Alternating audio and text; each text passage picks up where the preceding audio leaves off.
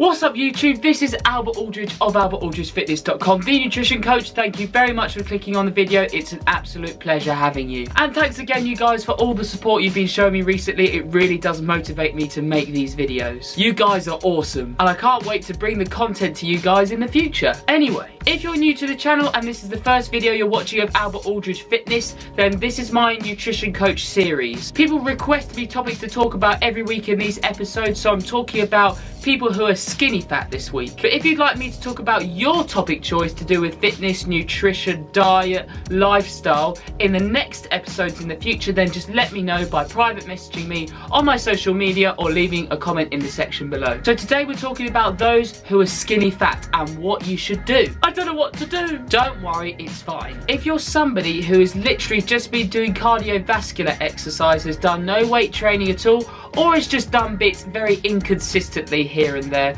and your body fat is quite thin but you could still hold a love handle around your abdomen, then this is the definition of skinny fat. Or you might be somebody who's actually very inactive but still has this kind of physique. Then you are in a brilliant position to start weight training and resistance training, because usually when people start consistently training, in the first year they'll see the most amount of progress and a significant change in their physique. Obviously you need to be optimally training and have optimum nutrition. As the years go on with your training, your progress slowly starts to decrease. You will make progress every single year, but say for example in like your first year you might put on, I don't know, 10 pounds of muscle, then second year 5 pounds of muscle, then third year 2.5, and then it goes on like that. My main tip and advice with anyone who's skinny fat is that if you're somebody who's say probably over 15%, is that you should eat in order to lose weight very slowly. So aim to lose about 0.5 of a pound per week. And the reason for doing this is that you need to bring your body fat percentage down. You don't want to go crazy with this deficit, because you still want to make strength gains and see progression in your physique. And this goes for anyone who's skinny fat, whether you're above 15% body fat or below.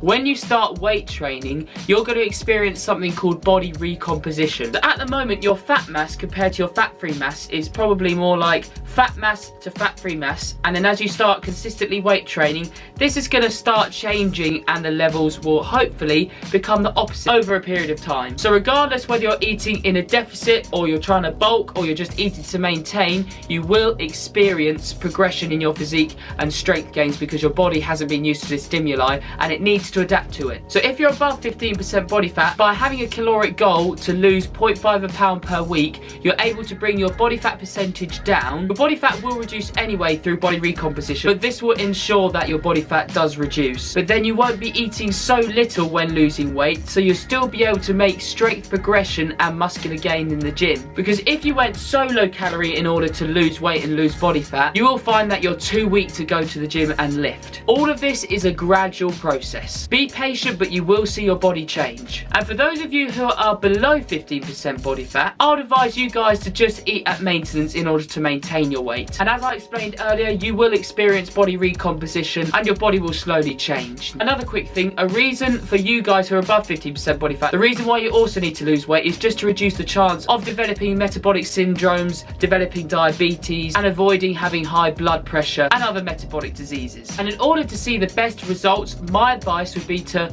focus on a bit of strength training at the start of your workouts in order to train your central nervous system to move heavier loads over a period of time. That will mean when you focus on your hypertrophy and working your muscles to failure with your sets. With the strength training aspect, you'll be able to use heavier loads for your hypertrophy stuff in the long run by building strength. But with your hypertrophy work, where you're focusing on putting the muscle under tension by doing 8 to 12 reps and really focusing on the hypertrophy and growth of the muscle, make sure you push yourself to failure but with proper form. I can't stress that enough. A good example is like the bodybuilders when they pose on stage. I'm not saying you guys are going to become bodybuilders if you don't want to, but see how they are on stage. For example, watch this guy when he does a rear double bicep pose. Essentially, as he gets into position, when he brings his elbows all the way down and he's contracting his back, he's working his muscles. And just think in the gym, this is just like performing a lat pull down. The point I'm trying to get at here is when you use proper form, you contract your muscles correctly and use heavier loads over a period period of time, you will see the most significant progress. Here are two very interesting studies related to this topic. Take this study, for example, that was looking at BMI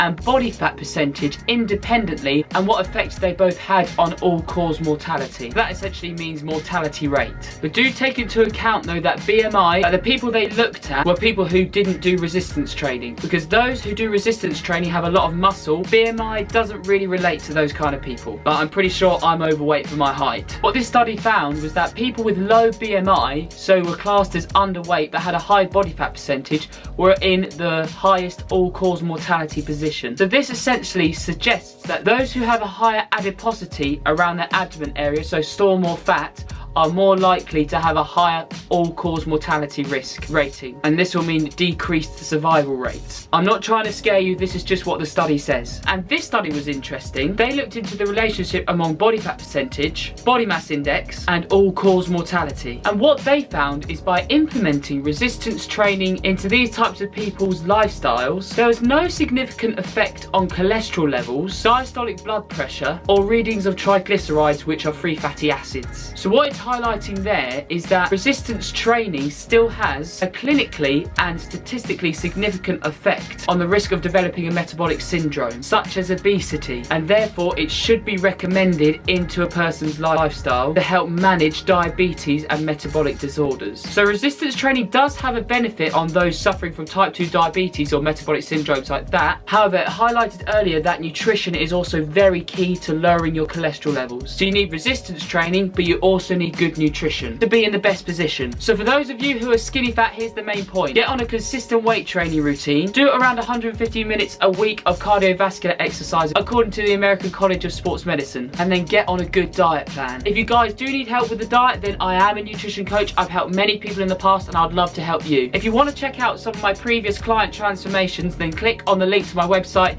in the description below, or if you'd like to start working with me, then just use this email address that I put on the screen and also in the YouTube description. Hope you guys enjoyed that video. If you did, please subscribe to the channel if you haven't already. Give this video a like, share this with anyone who is skinny fat and would like to start weight training, and please make sure you leave a comment in the section below of a topic you'd like me to talk about in a future video. This is Albert Aldridge of Albert Aldridge Fitness, the nutrition coach, signing out. I'll see you in the next one.